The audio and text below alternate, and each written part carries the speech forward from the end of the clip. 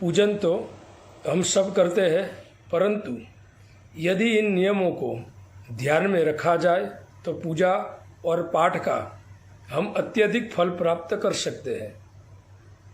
सर्वप्रथम गृहस्थी को पंचदेव की पूजा अवश्य करनी चाहिए, क्योंकि शास्त्रों में लिखा है आदित्यम गणनाथंच देवीं रुद्रंच केशवम पंचदेवत्यमित्युक्तम सर्वकर्मसु पूजयेत्।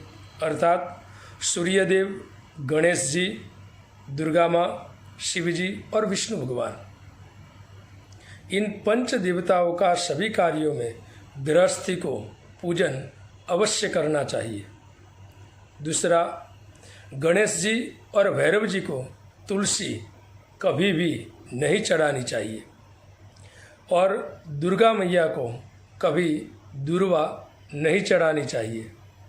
सूर्य देव को सुबह में अर्घ्य जरूर देना चाहिए, लेकिन याद रहे शंख में जल भरकर कभी भी सूर्य को अर्घ्य नहीं देना चाहिए। तुलसी का पत्ता बिना स्नान किए नहीं तोड़ना चाहिए, क्योंकि हमारे शास्त्रों में लिखा है अस्नात्वा तुलसीम छित्वा सोपानक तथैव च शयाति नरकम घोरम यावदा भूत संप्लवम। यानी जो लोग बिना स्नान के तुलसी के पत्ते को तोड़ते हैं, उसे तुलसी पत्तों को भगवान स्वीकार नहीं करते। और दूसरी बात, तुलसी कब नहीं तोड़नी चाहिए, तो शास्त्रों में लिखा है वैधृतो च व्यतिपाते भौम भार्गव भानुषु पर्वद्वये च संक्रांतो द्वादश्याम सुतके द्वये। यानी वैधृति और व्यतिपात योग के दिन, मंगलवार के दिन, शुक्रवार के दिन और रविवार के दिन तथा द्वादशी और अमास के दिन और जन्म और मरण दोनों सूतक में कभी भी तुलसी को नहीं तोड़नी चाहिए। और दूसरा, रविवार के दिन दुर्वा भी नहीं तोड़नी चाहिए। दूसरी बात, कमल का फूल 5 रात्रि तक उसमें जल छिड़क कर हम रख सकते हैं, कभी भी वो अपवित्र नहीं माना जाता। बिल्व पत्र को 10 रात्रि तक जल छिड़क कर हम रख सकते हैं, उसको भी कभी भी अपवित्र नहीं मानना चाहिए। और दूसरी बात, हाथों में फूल रखकर हाथों से किसी भी देवता के ऊपर पुष्प नहीं चढ़ाना चाहिए। कोई भी पात्र में हम फूल रख ले, बाद में हाथों से किसी भी देवता के ऊपर पुष्प चढ़ाना चाहिए। तांबे के पात्र में, ताम्र पात्र में चंदन नहीं रखना चाहिए।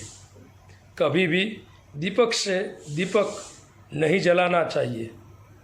स्त्रियों को कभी भी शंख नहीं बजाना चाहिए। और ख़ास बात, पूजन समाप्त हो जाने के बाद उसी आसन पर खड़े होकर 3 बार प्रदक्षिणा करें। हो सके तो पूर्व या पश्चिम की दिशा की ओर मुख रखकर पूजा की जाए तो बहुत अच्छी बात है। हो सके तो सुबह में 4 बजे से 8 बजे तक पूजा खत्म हो जानी चाहिए। हमेशा आसन पर बैठकर ही पूजा करें। और दूसरी बात, केतकी का फूल शंकर भगवान के ऊपर कभी भी नहीं चढ़ाना चाहिए।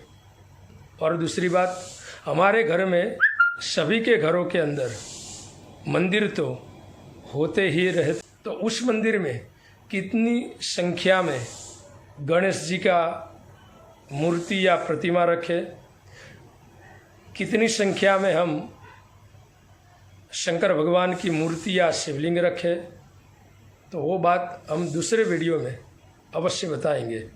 सभी देवताओं की पूजा खत्म हो जाने के बाद उसकी प्रदक्षिणा अवश्य करनी चाहिए। तो किस देवता की कितनी परिक्रमा होनी चाहिए, वो भी बात हम अगले वीडियो में ज़रूर बताएंगे। जय सिया राम।